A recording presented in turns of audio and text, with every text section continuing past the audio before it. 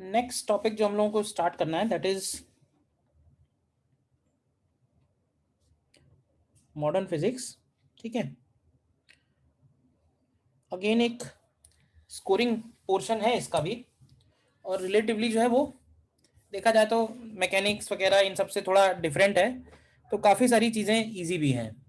हाँ, थोड़ी बहुत बेसिक इलेक्ट्रोस्टैटिक्स या चार्जेस की प्रॉपर्टी, ये सब थोड़ा बेसिक चीज़ें तो यूज़ होंगी, बट वो सबका आइडिया तो होगा आपको।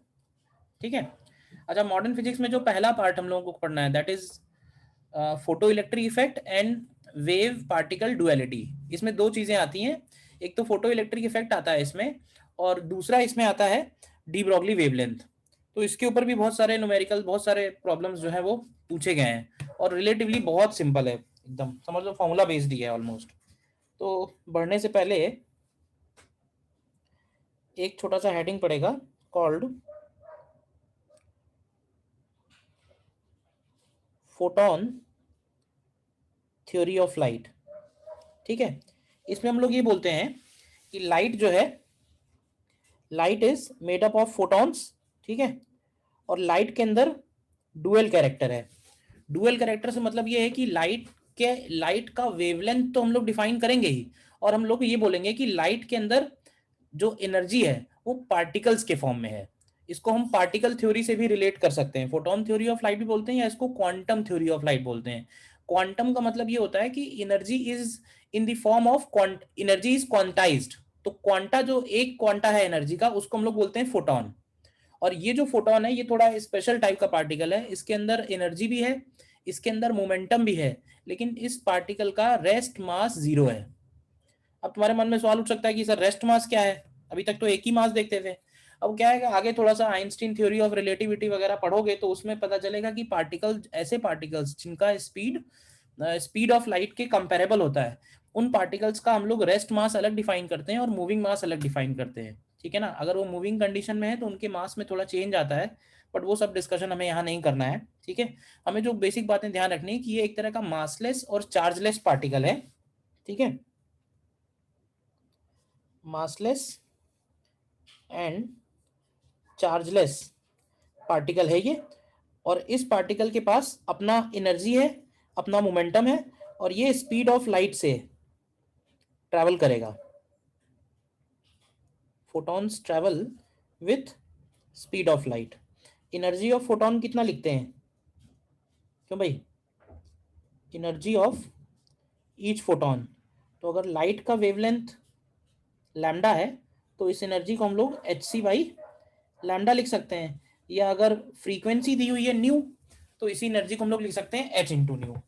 अच्छा, कैलकुलेशन के लिए इसको हम लोग ऐसे भी लिख लेते हैं 1240 अपॉन लैम्डा। तो अगर लैम्डा को हम नैनोमीटर में लेते हैं तो ये एनर्जी इलेक्ट्रॉन वोल्ट में निकल के आ जाएगी।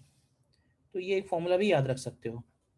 ठीक है, जहां एच क्या है, एच इज प्लैंक्स कांस्टेंट जिसका वैल्यू 6.6 10⁻⁻34 जूल सेकेंड्स होगा।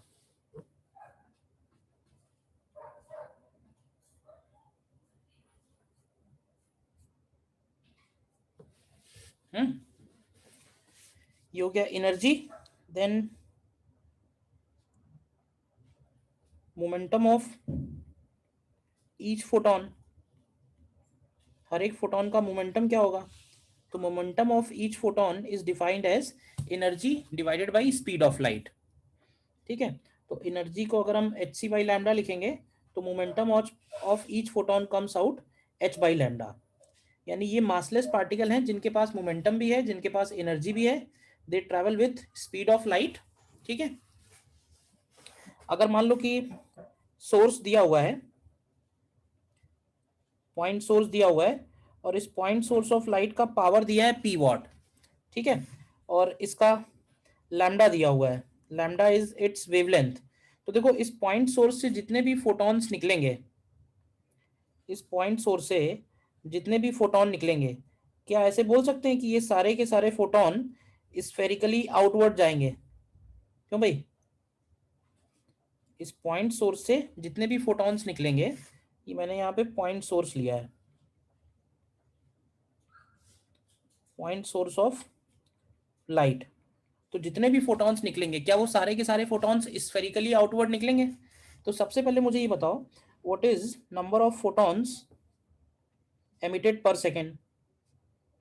कैसे निकाल सकते हैं number of photons emitted per second? ये नंबर कैसे आएगा? तो इस नंबर को लिख सकते हैं energy emitted per second divided by energy of each photon. क्यों भाई, टोटल एनर्जी पर सेकेंड कितनी निकल रही है और हर एक फोटॉन की कितनी एनर्जी है, तो उसको एच सी बाई लैम्डा से डिवाइड कर सकते हैं। तो ये वैल्यू निकल के आएगी P lambda upon H C. और यहाँ पे हम लोग एक टर्म डिफाइन करते हैं, अगर हम मान लें कि ये सारी की सारी एनर्जी जो है ये एक स्फेरिकली स्फेरिकल फॉर्म में डिस्ट्रीब्यूटेड है, तो number of photons crossing per unit area per second. तो ऐसे तो बोल ही सकते हैं कि ये सारे के सारे फोटॉन्स जो हैं वो इस एरिया को, जितने फोटॉन्स पर सेकेंड निकल रहे हैं उतने ही फोटॉन्स इस स्फेरिकल एरिया को क्रॉस भी कर रहे हैं। तो अगर इस स्फेरिकल एरिया का हम रेडियस आर ले लें तो number of photons per unit area हो जाएगा एन अपॉन 4πr²। और ये जो वैल्यू मैंने लिखी है इस वैल्यू को हम लोग बोलते हैं, this is also known as photon flux. ठीक है, what do you mean by photon flux? Photon flux is simply number of photons crossing per unit area per second. तो फोटॉन फ्लक्स की वैल्यू निकल के आई एन अपॉन 4πr²।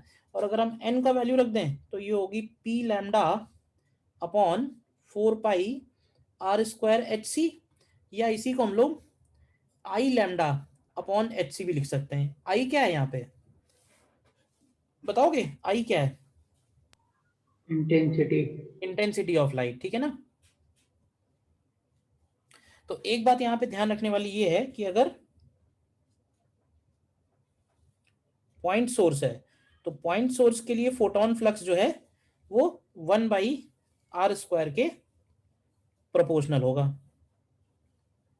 क्यों भाई, देखो जितनी बातें लिखी हैं क्लियर है या नहीं?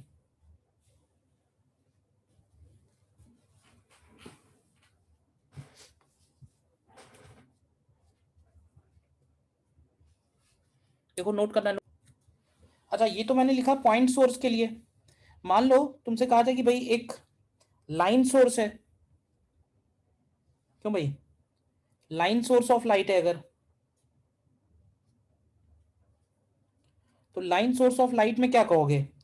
जो भी एनर्जी एमिट होगी लाइन सोर्स के केस में, तो जैसे पॉइंट सोर्स में स्फेरिकली आउटवर्ड जा रही थी, लाइन सोर्स में कैसे जाएगी? Cylindrically outward. क्या ऐसे बोल सकते हैं कि सिलेंड्रिकली जाएगी? हम्म और सिलेंड्रिकल जाने की वजह से बताओगे कि लाइन सोर्स के केस में फोटॉन फ्लक्स क्या बनेगा?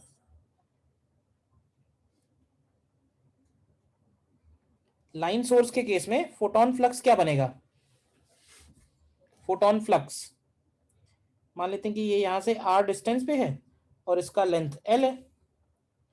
तो यहां पे अगर हम n/2πrl इतने पार्ट का पावर हम लोग p वॉट ले लेते हैं, l लेंथ का पावर हम लोग p वॉट ले लें, तो फोटॉन फ्लक्स की वैल्यू इस बार बनेगी n/2πrl बनेगी ना। तो ये एक तरह से 1/r के प्रोपोर्शनल आएगा। तो ये मेरे ख्याल से पॉइंट सोर्स के लिए ही ज्यादातर क्वेश्चन रहता है, बट ध्यान रखो कि अगर लाइन सोर्स है तो क्या उसका फर्क पड़ेगा। फोटॉन फ्लक्स, फोटॉन फ्लक्स का इस चैप्टर में इंपॉर्टेंट रोल है कि कितने फोटॉन्स जो हैं वो पर सेकेंड किसी सोर्स से निकल रहे हैं। बोलो, ठीक है। देन आते हैं हम लोग फोटो इलेक्ट्रिक इफेक्ट में।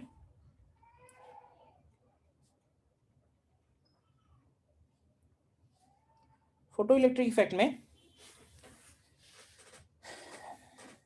सिंपली ऐसे बोलते हैं कि कोई भी मेटल सरफेस है अगर, ठीक है, एंड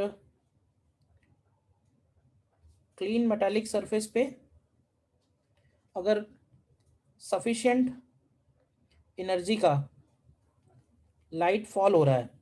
सफिशिएंट एनर्जी का मतलब ये होता है कि जो फोटॉन्स हैं उनकी एनर्जी वर्क फंक्शन से ज्यादा होनी चाहिए। Phi is called work function of metal surface. देखो किसी भी मेटल से अगर हमें इलेक्ट्रॉन्स निकालने हैं तो इलेक्ट्रॉन्स निकालने के लिए हमें कुछ कम से कम एनर्जी चाहिए। तो वो जो मिनिमम एनर्जी रिक्वायर्ड है to remove an electron from metal surface, उसको हम लोग बोलते हैं वर्क फंक्शन। ठीक है ना।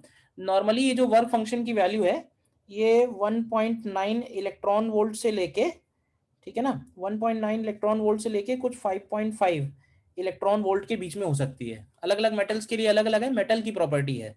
तो अगर हम चाहते हैं कि इलेक्ट्रॉन बाहर निकले तो फोटोन की जो एनर्जी है वो वर्क फंक्शन से ज्यादा होनी चाहिए। ठीक है। अब क्या होता है कि जब ये इलेक्ट्रॉन्स बाहर आते हैं तो जो फोटोन की एनर्जी है वो दो चीजों में यूज हो जाती है, एक तो वर्क फंक्शन में और दूसरा बन जाती है इलेक्ट्रॉन की काइनेटिक एनर्जी। ठीक है। लेकिन इसको हम लोग लिखते हैं के ई मैक्स। ठीक है ना। के ई मैक्स क्या है? के ई मैक्स है maximum kinetic energy of electron when it comes out, when it comes out. अब के ई मैक्स क्यों लिखा हुआ है? तो के ई मैक्स इसलिए लिखा हुआ है क्योंकि आगे नीचे लिख सकते हैं इस point, generally electron makes collision with other electrons and atoms before coming out, and it loses some part of its kinetic energy। मतलब कुछ ना कुछ काइनेटिक एनर्जी वो लूज कर देता है जब बाहर आता है। तो जिसकी वजह से जब वो बाहर आएगा ना तो उसकी काइनेटिक एनर्जी वो एनर्जी नहीं होगी जो हम इस फॉर्मूले से निकाल रहे हैं, बल्कि उससे कम रहती है। ठीक है ना। तो hence kinetic energy of electron when it comes out, kinetic energy of electron when it comes out, तो काइनेटिक एनर्जी इलेक्ट्रॉन की जीरो से लेके के ई मैक्स के बीच में कुछ भी हो सकती है। जीरो से लेके के ई मैक्स के बीच में कुछ भी हो सकती है।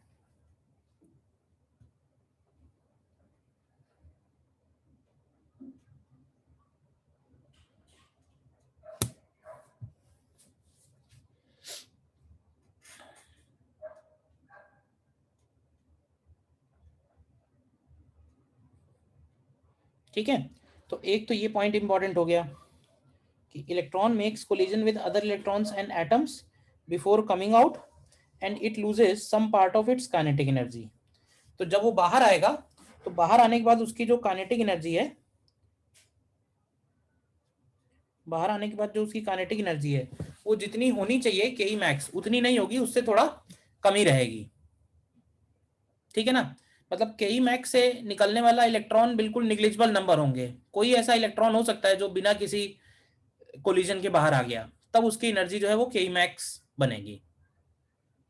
बहुत सिंपल है वर्क फंक्शन, कितना एनर्जी आ रहा है, फोटोन के फॉर्म में एनर्जी मिल रही है। ठीक है ना। उसमें से कुछ पार्ट वर्क फंक्शन का है, बचा हुआ पार्ट के ई मैक्स है। नॉर्मली कैलकुलेशन के लिए आएगा तो के ई मैक्स निकालने के लिए ही आएगा, क्योंकि अदरवाइज तो पता ही नहीं, बता ही नहीं सकते हैं कि कौन सा इलेक्ट्रॉन किस एनर्जी से बाहर आएगा। ठीक है। नेक्स्ट इसमें पॉइंट आता है, और यही जो इक्वेशन है इसी को हम लोग बोलते हैं Einstein's photo electric equation. This is Einstein's photo electric equation. इसमें हम लोग एक पॉइंट और स्टडी करेंगे थोड़ा डिटेल में, and that is called experimental study of photo electric effect. Experimental study of photo electric effect. क्या करने वाले हैं इसमें? इसमें हम लोग एक तो चैम्बर लेने वाले हैं, वैक्यूम चैम्बर। ठीक है। एंड सपोज ये वो वैक्यूम चैम्बर है,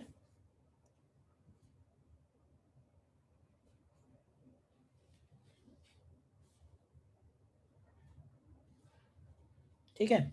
इस वैक्यूम चैम्बर में हम लोग एक मेटल प्लेट लेंगे जिसको हम लोग बोलेंगे कैथोड, ठीक है। इसको कैथोड बोलते हैं या फिर इसको बोलते हैं एमीटर। एमीटर इसलिए क्योंकि हम क्या करने वाले हैं, इसके ऊपर फोटॉन्स इंसिडेंट कराने वाले हैं, और फोटॉन्स के इंसिडेंट होने से मान लेते हैं फोटॉन की जो एनर्जी है वो वर्क फंक्शन से ज़्यादा है। फोटॉन्स के इंसिडेंट होने से इसमें से इलेक्ट्रॉन्स बाहर निकलेंगे, इलेक्ट्रॉन्स यहाँ से एमिट हो रहे हैं, इसीलिए इसको हम लोग बोल रहे हैं एमीटर, ठीक। इसके बाद हम इन इलेक्ट्रॉन्स को इस ट्यूब के दूसरे एंड पे कलेक्ट करने वाले हैं कि कितने इलेक्ट्रॉन्स वहां पहुंच रहे हैं। तो दूसरा वाला जो प्लेट है वो भी मेटल प्लेट है, उसको हम एनोड बोलते हैं या फिर उसको बोलते हैं हम लोग कलेक्टर, ठीक है। एमीटर और कलेक्टर इन दोनों को हम आपस में कनेक्ट करके रखेंगे, ठीक है। अच्छा, कितने इलेक्ट्रॉन पहुंच रहे हैं, अब इलेक्ट्रॉन गिन के तो पता चलेगा नहीं, तो इलेक्ट्रॉन कितने पहुंच रहे हैं ये पता करने के लिए हम यहाँ पे एक एमीटर लगा देंगे। एमीटर से क्या होगा, एमीटर का जो करंट है वो हमें ये बताएगा कि कितने इलेक्ट्रॉन्स पर सेकंड दूसरे प्लेट्स पे पहुंच रहे हैं। और कुछ ऐसा भी हो सकता है कि कुछ इलेक्ट्रॉन अपने आप नहीं पहुंच पाएंगे, तो उनको पहुंचाने के लिए हमें थोड़ी हेल्प लगेगी। तो हेल्प के लिए हमने यहाँ पे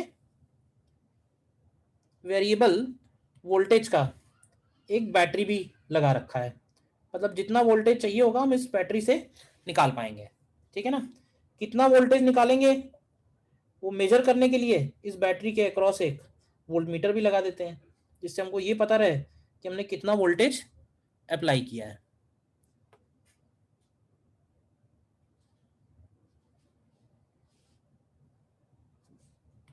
देखो ध्यान से, पहले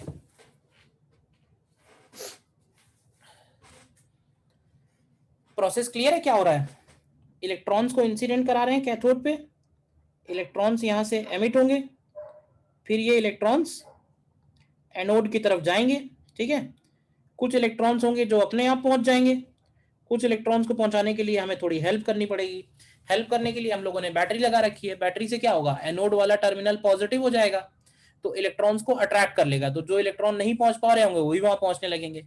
कितने इलेक्ट्रॉन्स पहुंचेंगे वो हमें इसके करंट से पता चलेगा, क्यों भाई, इसका जो रीडिंग होगा, इसका रीडिंग बेसिकली करंट बनेगा, and this is proportional to number of electrons reaching anode per second, क्यों भाई, ठीक है। और यहां पे हम लोगों को एक ग्राफ ड्रॉ करना है जो कि characteristics of photo electric effect भी कहलाता है, और वो ग्राफ है करंट मेजर्ड और अप्लाइड वोल्टेज के बीच में, मतलब वोल्टेज हमने कितना अप्लाई किया है और करंट कितना है, ठीक है।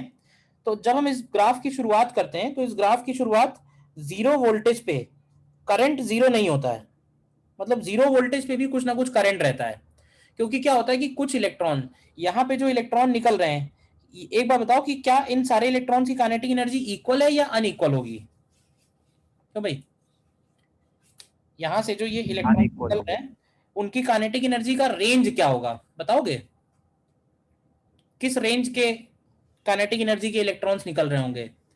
तो इनकी जो काइनेटिक एनर्जी है, 0 से के मैक्स। 0 से के मैक्स के बीच में इलेक्ट्रॉन्स होंगे, ठीक है ना। ढेर सारे इलेक्ट्रॉन्स होंगे तो कुछ ऐसे भी होंगे जिनकी काइनेटिक एनर्जी बहुत हाई होगी, कुछ ऐसे भी होंगे जिनकी काइनेटिक एनर्जी बहुत लो होगी। तो एक बात तो हम 100% बोल सकते हैं कि जो हाई एनर्जी वाले इलेक्ट्रॉन्स होंगे वो अपने आप कैथोड से कहां पहुंच जाएंगे, एनोड पे, उनको किसी हेल्प की जरूरत नहीं है क्योंकि उनकी काइनेटिक एनर्जी हाई है, जिसकी वजह से इनिशियल करंट डेवलप होगा। तो ये ग्राफ जीरो से स्टार्ट नहीं होगा, मतलब वोल्टेज जीरो पे करंट जीरो नहीं होगा, ठीक है। हाँ ये है कि सारे नहीं पहुंच पाएंगे, तो फिर जब हम वोल्टेज बढ़ाएंगे तो करंट की वैल्यू बढ़ेगी, लेकिन करंट की वैल्यू बढ़ते बढ़ते भी एक पर्टिकुलर वैल्यू तक ही बढ़ेगी करंट की वैल्यू, ऐसा नहीं कि करंट हमेशा ही बढ़ता जाएगा। रीजन रीजन ये है कि रीजन ये है कि एक ऐसा टाइम आएगा कि जब जितने भी इलेक्ट्रॉन निकल रहे हैं वो सारे के सारे पहुंच रहे हैं, तो जब वो सारे के सारे पहुंचने लगेंगे उस वक्त जो करंट होगा उसको हम लोग बोलते हैं सैचुरेशन करंट। यहां जो आई एस लिखा हुआ है, I S is called saturation current. ठीक है, और सैचुरेशन करंट में हम लोग बोलेंगे कि when all the emitted electrons, well, all the emitted electrons are reaching anode, when all the emitted electrons are reaching anode। फिर अगर हम इसमें पीछे की तरफ ले जाएं, वोल्टेज बढ़ाते जाएं पीछे की तरफ, तो पीछे की तरफ बढ़ाते जाएंगे तो एक ऐसा वोल्टेज आता है जब करंट की वैल्यू 0 हो जाती है, यानी फिर कोई भी इलेक्ट्रॉन वहां नहीं पहुंच पा रहा है, तो उस वोल्टेज को हम लोग बोलते हैं stopping voltage. Vs is called stopping voltage।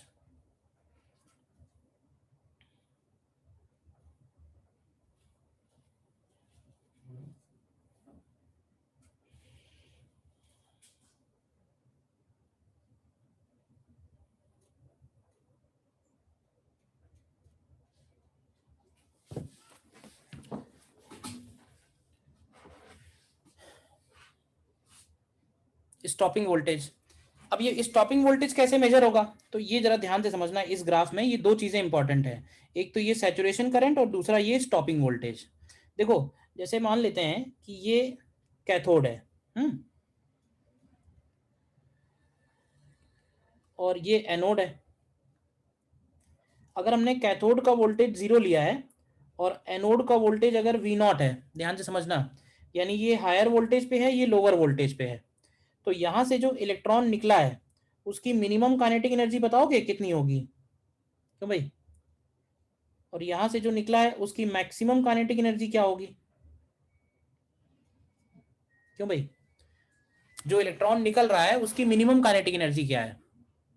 निकलने वाले इलेक्ट्रॉन की मिनिमम काइनेटिक एनर्जी 0 है, और मैक्सिमम एनर्जी क्या है? तो मैक्सिमम एनर्जी है उसकी h-5। क्लियर है? तो देखो हम इसको एक्सीलरेट करा रहे हैं कितने वोल्टेज से, ये जो वोल्टेज है, this voltage is called accelerating voltage. ठीक है, और यहां पे एक्सीलरेटिंग वोल्टेज की वैल्यू है V0। तो V0 एक्सीलरेटिंग वोल्टेज का मतलब ये होगा कि जो इलेक्ट्रॉन मिनिमम काइनेटिक एनर्जी से भी निकल रहा है ना, जो मिनिमम से भी निकल रहा है, वो भी जब यहां पहुंचेगा तो उसकी काइनेटिक एनर्जी eV0 के बराबर होगी, क्योंकि V0 से हमने उसको एक्सीलरेट कराया है तो उसकी काइनेटिक एनर्जी eV0 बढ़ जाएगी। अच्छा, E का मल्टीप्लाई हम लोग वैल्यू में भी कर सकते हैं और यूनिट में भी कर सकते हैं, तो अगर यूनिट में करेंगे तो आसानी से इलेक्ट्रॉन वोल्ट में आंसर आ जाएगा। फॉर एग्जांपल अगर हमने उसको 10 वोल्ट से एक्सीलरेट कराया इलेक्ट्रॉन को, तो इलेक्ट्रॉन की काइनेटिक एनर्जी 10 वोल्ट से एक्सीलरेट होने के बाद 10 इलेक्ट्रॉन वोल्ट बढ़ जाएगी। ध्यान रहेगा ऐसे सीधे सीधे। और जो के मैक्स लेके निकला है तो उसकी काइनेटिक एनर्जी में भी eV0 बढ़ेगा, यानी इसकी काइनेटिक एनर्जी यहां पहुंचने के बाद h-5 प्लस eV0 होगी। कहने का मतलब हर एक की eV0 बढ़ जाएगी। तो ये जो स्टेट है, इस स्टेट को हम लोग बोलते हैं सैचुरेशन स्टेट। सैचुरेशन स्टेट, ठीक है ना? इस स्टेट में हम लोग बोलेंगे जब सारे के सारे इलेक्ट्रॉन्स एनोड पे पहुंच रहे होंगे, मतलब 0 वाला भी पहुंच रहा है और मैक्सिमम वाला भी पहुंच रहा है।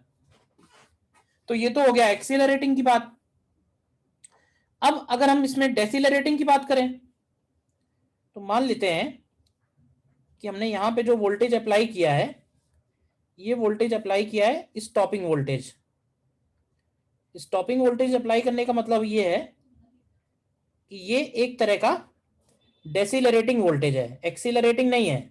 यानी इस बार क्या होगा कि इलेक्ट्रॉन की काइनेटिक एनर्जी उतने ही वोल्टेज से कम होगी। इस बार अगर इसका वोल्टेज हम लोग 0 ले रहे हैं तो इसका वोल्टेज -Vs है, मतलब ये लोअर पोटेंशियल पे है और ये हायर पोटेंशियल पे है, इसका पोटेंशियल हायर है। तो इलेक्ट्रॉन जो यहां से निकलेगा ना, उसकी काइनेटिक एनर्जी कम होती जाएगी। तो देखो स्टॉपिंग पोटेंशियल वो वोल्टेज है जब करंट 0 हो जा रही है, तो इसका मतलब तो यही हुआ ना कि कोई भी इलेक्ट्रॉन नहीं पहुंच रहा है। तो हम ऐसे बोल सकते हैं कोई भी ना पहुंचे का मतलब ये होगा कि जो मैक्सिमम काइनेटिक एनर्जी से निकल रहा था ना, वो भी यहां पहुंचते पहुंचते उसकी काइनेटिक एनर्जी 0 हो जा रही है, मतलब वो भी नहीं पहुंच पा रहा है। और मैक्सिमम काइनेटिक एनर्जी किसके बराबर होगी इस केस में? तो यहां बोल सकते हैं कि जो मैक्सिमम काइनेटिक एनर्जी होगी that would be equal to E times V S.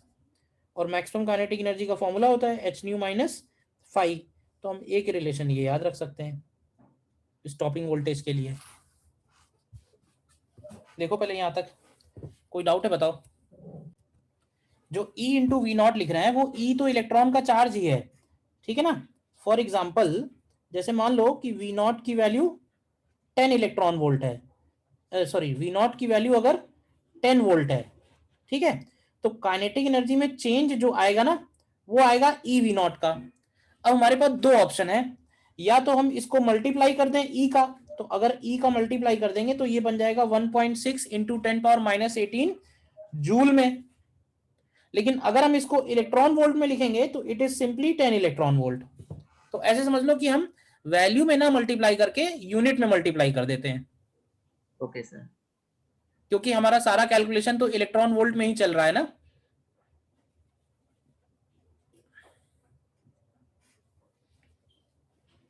ठीक है, तो ये जो Vs है इसका भी एक ग्राफ हम लोग याद रख सकते हैं, Vs वर्सेस फ्रीक्वेंसी का। ठीक है, और Vs वर्सेस फ्रीक्वेंसी का ग्राफ जो है वो इस तरह का आएगा, जिसमें इस पर्टिकुलर वैल्यू के बाद ये जो ग्राफ है मैंने डॉटेड बनाया हुआ है, मतलब एक्चुअली देखा जाए तो ये ग्राफ यहीं से शुरू होगा। Vs की वैल्यू अगर निकालोगे तो ये आएगा h upon E into nu minus five upon E. तो ये वाला जो कोऑर्डिनेट है वो माइनस फाइव अपॉन ई है, और ये वाला कोऑर्डिनेट अगर आप देखोगे तो ये आएगा five upon H. This is also called threshold frequency. Threshold इसलिए क्योंकि इससे कम फ्रीक्वेंसी पे इलेक्ट्रॉन निकलेगा ही नहीं।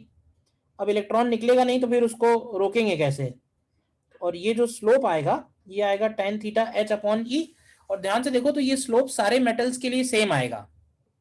थ्रेशोल्ड वाला जो पॉइंट है ये अलग अलग मेटल के लिए अलग अलग होगा, लेकिन स्लोप सबके लिए सेम आएगा क्योंकि स्लोप एच और ई पे डिपेंड कर रहा है सिर्फ। बताइए।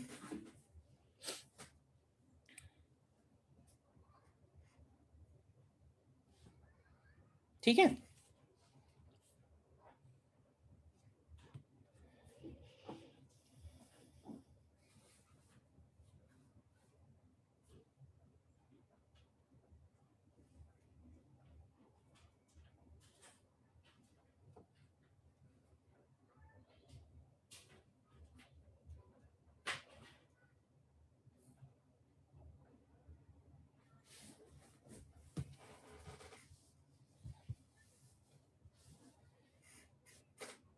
और सैचुरेशन करंट किस बात पे डिपेंड करेगी? तो सैचुरेशन करंट के लिए सिंपली ध्यान रखना कि सैचुरेशन करंट, सैचुरेशन या फिर इसको हम लोग फोटो करंट भी बोलते हैं। सैचुरेशन करंट और photo current depends on number of electrons emitted per second, that is proportional to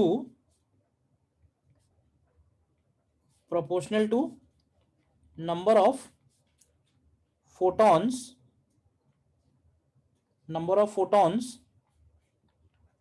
falling on cathode per second। क्योंकि जितने ज्यादा फोटॉन्स फॉल करेंगे उतने ही ज्यादा इलेक्ट्रॉन्स निकलेंगे। ठीक है ना। जो ये इलेक्ट्रॉन्स का निकलना है और फोटॉन्स का गिरना है और इलेक्ट्रॉन्स का निकलना है, इनके बीच में जो रेशियो है इसको हम लोग बोलते हैं फोटो एफिशिएंसी। ठीक है, and photo efficiency is simply defined as, इसमें लिख सकते हैं डिनोमिनेटर में हो जाएगा number of photons falling per second, और ऊपर हो जाएगा number of electrons emitted per second, कितने इलेक्ट्रॉन्स पर सेकेंड निकल रहे हैं अपॉन कितने फोटॉन्स पर सेकेंड गिर रहे हैं। नॉर्मली वैसे तो ये वैल्यू 10⁻⁻⁶ के ऑर्डर की होगी, मतलब 10⁻⁶ फोटॉन्स जब इंसिडेंट होते हैं तब उसमें से जाके कहीं एक इलेक्ट्रॉन एमिट होता है। रेशियो थोड़ा पुअर है।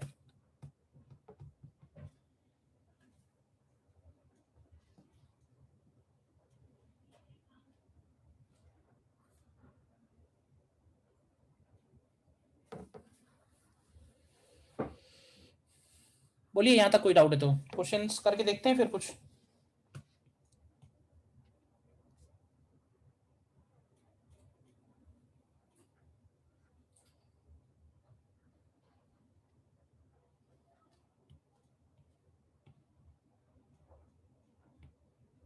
देखो ये क्वेश्चन पहले, कर लिया ही वाला। द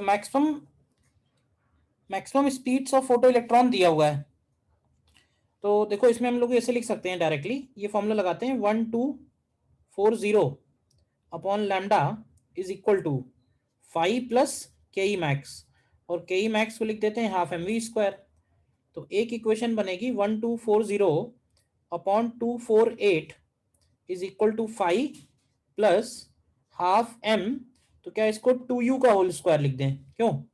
और दूसरी equation 1240 upon 310 is equal to 5 plus half m, और ये u² हो गया। तो यहां से देखो इन दोनों इक्वेशन से क्या निकालना है, वर्क फंक्शन निकालना है। तो इस 5 को इधर ले आओ लेफ्ट हैंड साइड पे, और फिर डिवाइड कर दो दोनों इक्वेशन। निकाला किसी ने, क्या आता है।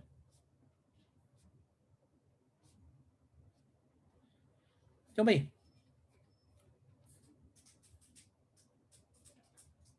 3.7 आता है। 3.7, ठीक है। डाउट किसी को या कर लिया सभी ने। यस सर, हो गया।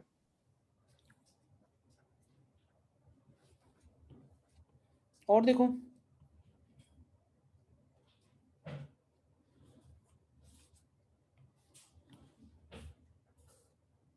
नेक्स्ट देखो,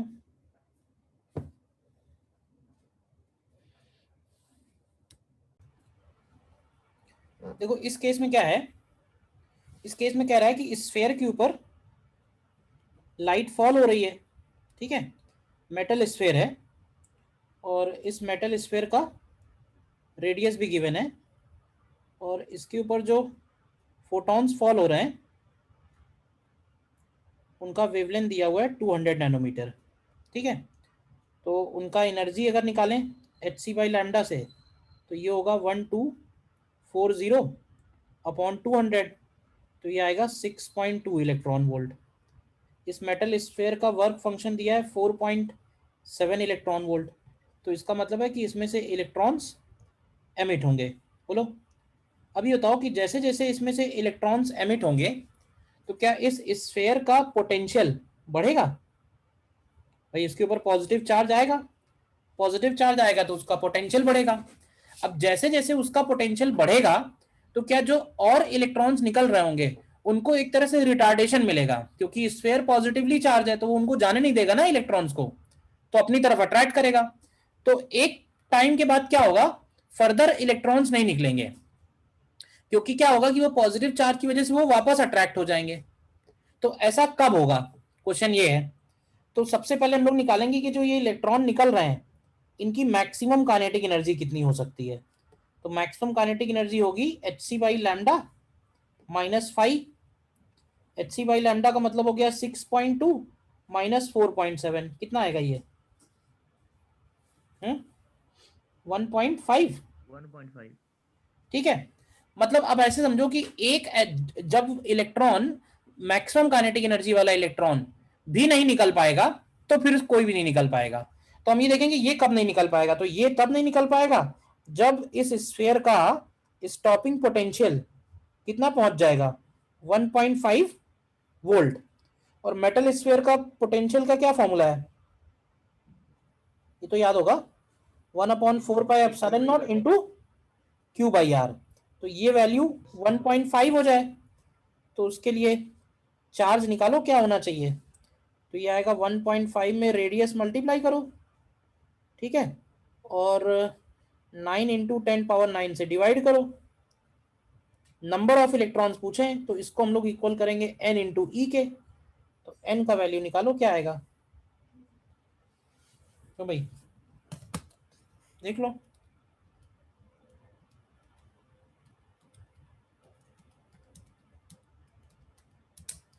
तो ये वैल्यू आती है 1.04 इंटू 10⁻7 इलेक्ट्रॉन्स।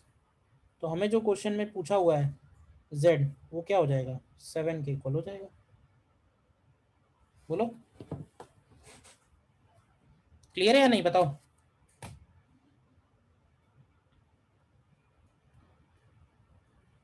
कोई डाउट इसमें तो बोलिए।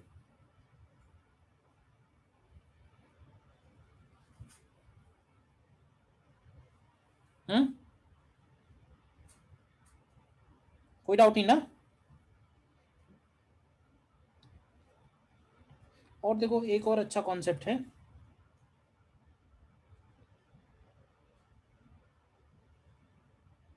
ये देखिए क्वेश्चन।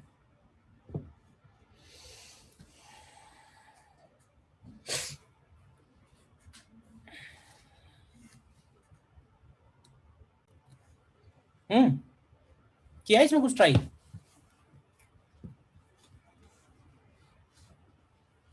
देखो इसमें कह रहा है कि एक पैरेलल बीम ऑफ लाइट है,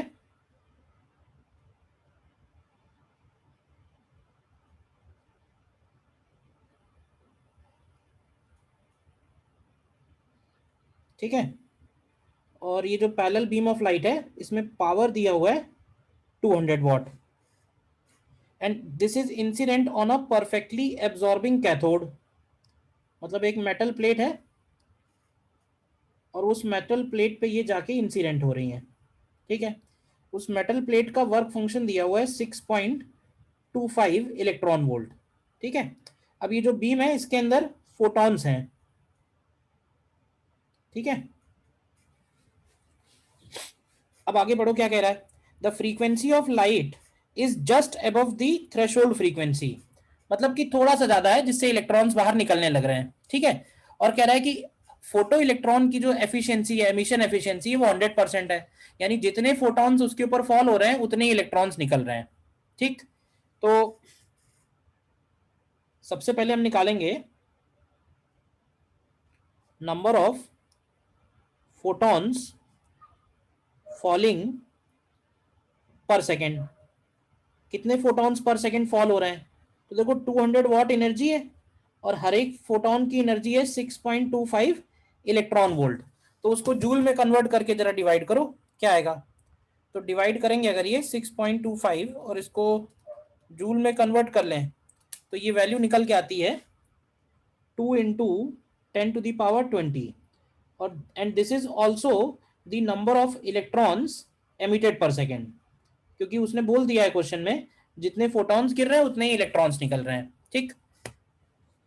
अब आगे पढ़ो क्या कह रहा है। कह रहा है a potential difference 500 volt is applied between cathode and anode. All the emitted electrons are incident normally on anode and are absorb. तो देखो ये बताओ कि ये जो इलेक्ट्रॉन्स निकले हैं इनकी काइनेटिक एनर्जी कितनी होगी। तो ऐसे बोल सकते हैं इनकी काइनेटिक एनर्जी 0 के आसपास होगी। क्यों 0 होगी बताओगे। क्यों भाई, इन इलेक्ट्रॉन्स की काइनेटिक एनर्जी 0 क्यों होगी।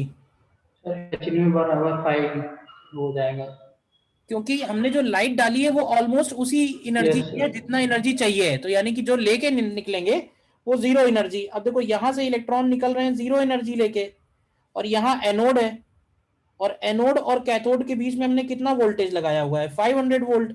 तो जरा ये बताओगे कि जब ये इलेक्ट्रॉन एनोड पे पहुंचेंगे तो इनकी क्या काइनेटिक एनर्जी 500 इलेक्ट्रॉन वोल्ट हो जाएगी। अब कह रहा है कि the anode experiences a force. अब कह रहा है कि इलेक्ट्रॉन्स के टकराने से एनोड पे लग रहा है फोर्स।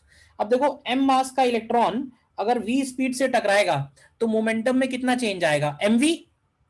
तो अगर n इलेक्ट्रॉन्स टकराएंगे पर सेकेंड, तो पर सेकेंड जो मोमेंटम में चेंज आएगा वही फोर्स होगा। तो फोर्स एक्सर्टेड को हम लोग सीधे सीधे लिख सकते हैं n इंटू mv। देखो तो n की वैल्यू हमें मालूम है, n दिया हुआ है 2 इंटू 10 पावर 20, कितने इलेक्ट्रॉन्स है, ठीक है।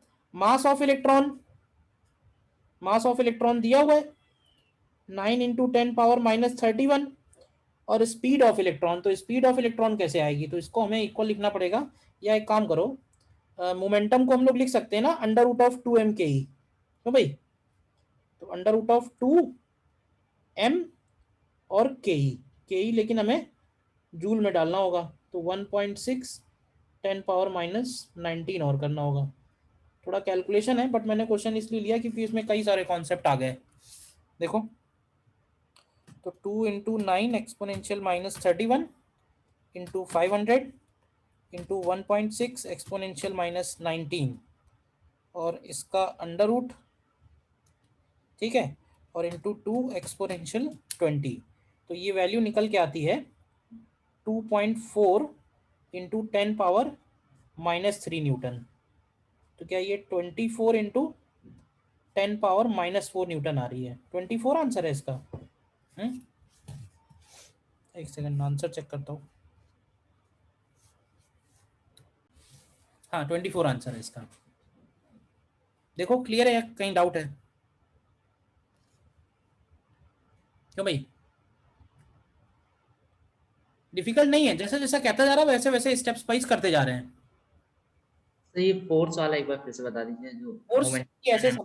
ऐसे समझो कि कोई भी सरफेस है अगर, हाँ कोई भी सरफेस है और उस पे m मास का पार्टिकल अगर कोलाइड हो रहा है और एब्जॉर्ब हो जा रहा है, क्वेश्चन में लिखा है ना एब्जॉर्ब हो जा रहा है, तो अगर एब्जॉर्ब हो जा रहा है तो उसके मोमेंटम में कितना चेंज आ रहा है, mv।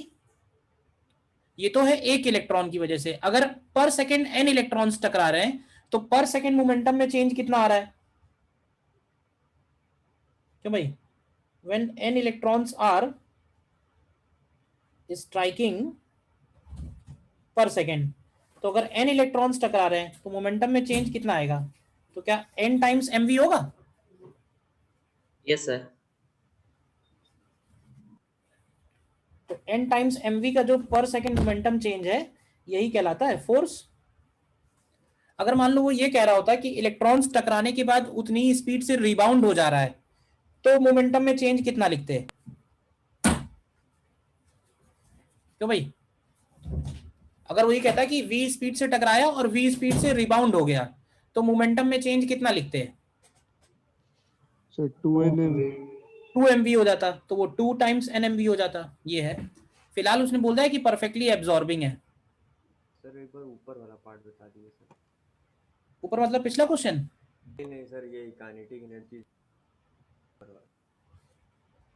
ये वाला पार्ट बताना है। Yes sir. देखो उसने ये बोला है क्वेश्चन में एक जगह, देखो the frequency of light is just above the threshold frequency, ठीक है, so that electrons are emitted with negligible energy, यानी जो इलेक्ट्रॉन निकल रहा है वो निग्लिजिबल एनर्जी से निकल रहा है, और क्वेश्चन में लिखा हुआ है कि हमने उसमें कितना पोटेंशियल डिफरेंस अप्लाई किया है, 500 वोल्ट। तो अगर हम 500 वोल्ट से एक्सीलरेट कराएंगे तो एक्सीलरेट होने के बाद इलेक्ट्रॉन की एनर्जी कितनी हो जाएगी, अभी बताया था 500 इलेक्ट्रॉन वोल्ट हो गई, बोलो ठीक है। सर इसे power is equals to force into velocity के फॉर्मूले से नहीं कर सकते। Power is equal to force into velocity. देखो वो जो फॉर्मूला है ना वो फॉर्मूला है फोटॉन्स के लिए, मतलब अगर हमें फोर्स इसके ऊपर निकालना होता कि कैथोड पे कितना फोर्स लग रहा है, समझो कैथोड पे कितना फोर्स लग रहा है वो नहीं निकालना है हमको, कैथोड से इलेक्ट्रॉन निकल रहे हैं और फिर इलेक्ट्रॉन जाके स्ट्राइक कर रहे हैं, समझ गए। यस सर समझ गए। वो फॉर्मूला बेसिकली फोटॉन्स के लिए है, बट मैं कहूंगा कि फॉर्मूला कुछ मत याद करो, देखो जो बेसिक चीजें निकाल के निकालो, क्योंकि क्वेश्चन में क्या है ना कभी भी कुछ भी छोटा सा चेंज कर देगा। तो फॉर्मूले उतने ही याद रखो जितने परफेक्ट वाले हैं, कंडीशनल फॉर्मूले याद रखने की जरूरत नहीं है। ठीक है, बोलो। तो इसमें फिर प्रॉब्लम्स ही हैं, प्रॉब्लम्स इसके करना अटेम्प्ट। ठीक है, और एक छोटा सा फॉर्मूला और हम लोग पढ़ लेते हैं, known as de Broglie wavelength. ठीक है, अच्छा, डी ब्रॉगली ने ये बोला कि जैसे लाइट है, लाइट के अंदर डुअल कैरेक्टर है। डुअल कैरेक्टर का मतलब ये है कि लाइट का वेवलेंथ भी है और लाइट के अंदर फोटोन पार्टिकल्स भी हैं, मतलब पार्टिकल का वेवलेंथ। तो ये वैसे ही दोनों डबल डबल मीनिंग बातें हो गई भाई। वेवलेंथ होता है वेव का, और एनर्जी पार्टिकल मतलब पार्टिकल है, पार्टिकल अलग है, वेव अलग है। बट उसने बोला कि जैसे लाइट के अंदर डुअल कैरेक्टर है, ऐसा ही डुअल कैरेक्टर इलेक्ट्रॉन्स, प्रोटॉन्स, इन सब में भी शो होता है। ठीक है, और उनकी जो वेवलेंथ है, यानी पार्टिकल्स की जो वेवलेंथ है, मैटर पार्टिकल्स की जो वेवलेंथ है, उसको उसने नाम दिया डी ब्रॉगली वेवलेंथ। फॉर्मूला क्या यूज करते हैं यहाँ पे, तो हम सिंपली ये लिखते हैं कि मोमेंटम किसी भी पार्टिकल का, momentum of a matter particle, matter particle से मतलब है इलेक्ट्रॉन प्रोटॉन, नॉट फोटोन। तो मोमेंटम ऑफ मैटर पार्टिकल हम लोग लिखते हैं mv, और डी ब्रॉगली वेवलेंथ जो आती है, डी ब्रॉगलीज वेवलेंथ, वेवलेंथ निकालने का फॉर्मूला वही है जो फोटोन के लिए है। फोटोन का वेवलेंथ हम लोग लिखते हैं photon Planck's constant upon momentum. तो यही सेम फॉर्मूला हम पार्टिकल के लिए भी लगा सकते हैं, प्लैंक्स कांस्टेंट अपॉन मोमेंटम। तो यहां से ये आता है निकल के h अपॉन mv, और हम चाहें तो mv को काइनेटिक एनर्जी की फॉर्म में क्या लिख सकते हैं, इसको लिख सकते हैं under root of 2m ke। तो ये डी ब्रॉगली वेवलेंथ का एक्सप्रेशन आ जाएगा। देख लो एक बार ध्यान से, किसी भी पार्टिकल की डी ब्रॉगली वेवलेंथ अगर निकालनी है, ठीक है, या फिर हमें निकालनी है एनर्जी ऑफ अ पार्टिकल,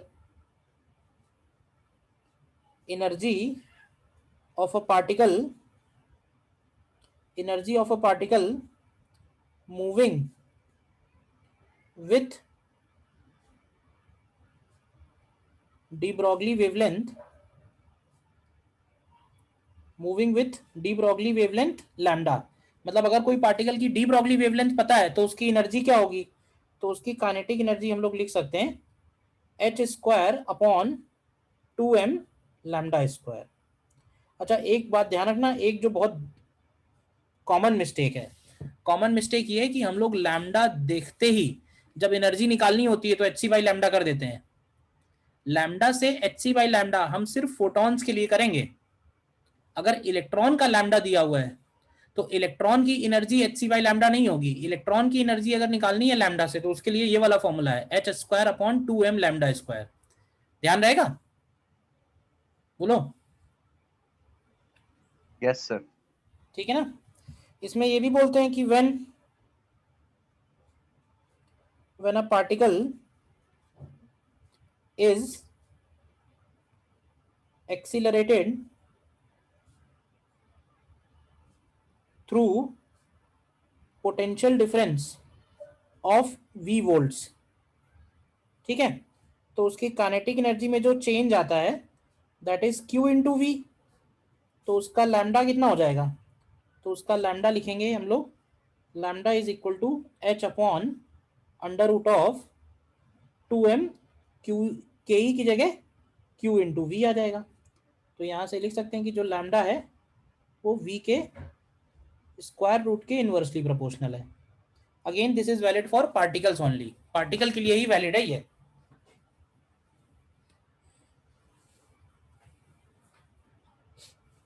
ठीक है, डी ब्रॉगली वेवलेंथ में और कुछ नहीं है, मतलब पार्टिकल के अंदर पार्टिकल कैरेक्टर भी है, पार्टिकल के अंदर वेव कैरेक्टर भी है।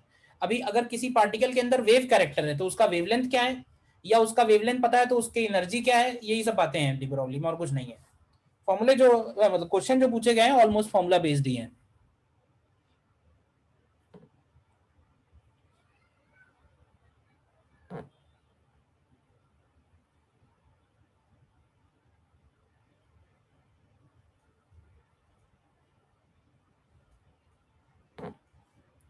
देखो जैसे ये क्वेश्चन बताओ,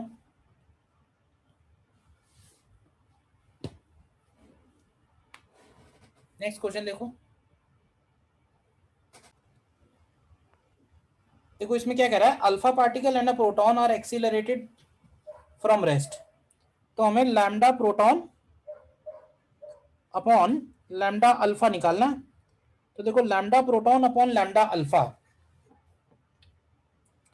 अब प्रोटॉन के लिए मास, चार्ज और अल्फा पार्टिकल का मास और चार्ज अलग अलग है, तो हम ये ऊपर वाला फॉर्मूला ही लगाते हैं, ये जो आ रहा है। तो ये बन जाएगा अंडर रूट ऑफ, ध्यान से देखना, ये हो जाएगा m alpha q alpha upon m proton and q proton. तो देखो अल्फा पार्टिकल का जो मास है वो प्रोटॉन के मास का 4 टाइम्स है और चार्ज उसका ट्वाइस है, तो ये अंडर रूट 8 आ जाएगा। ठीक है ना, नियरेस्ट इंटीजर बोलेगा तो क्या 3 आंसर है। Yes sir. Yes sir. ठीक है, एक और देखो अच्छा क्वेश्चन है, photo electric effect plus de Broglie का कंबाइंड है। देखो नेक्स्ट,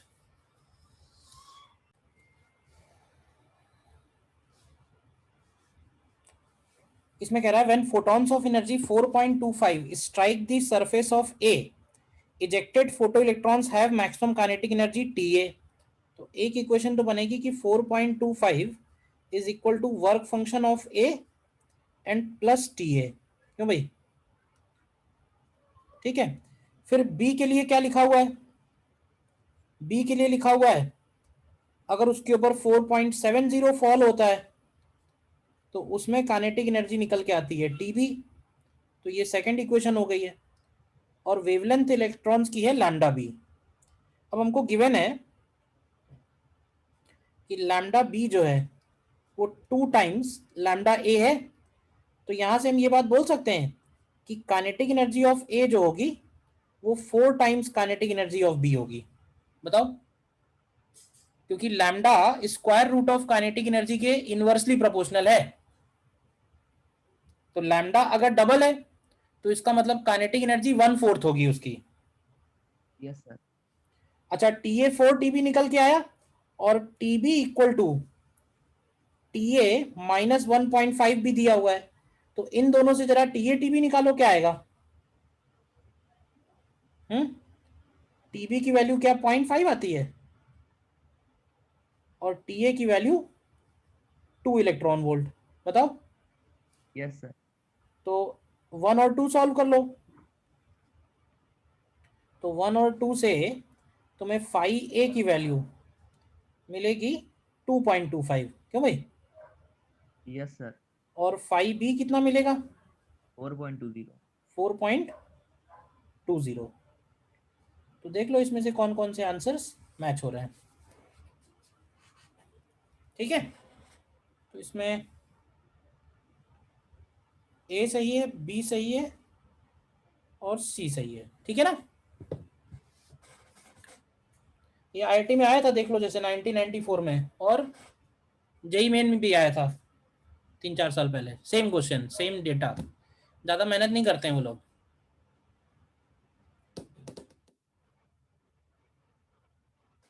ठीक है,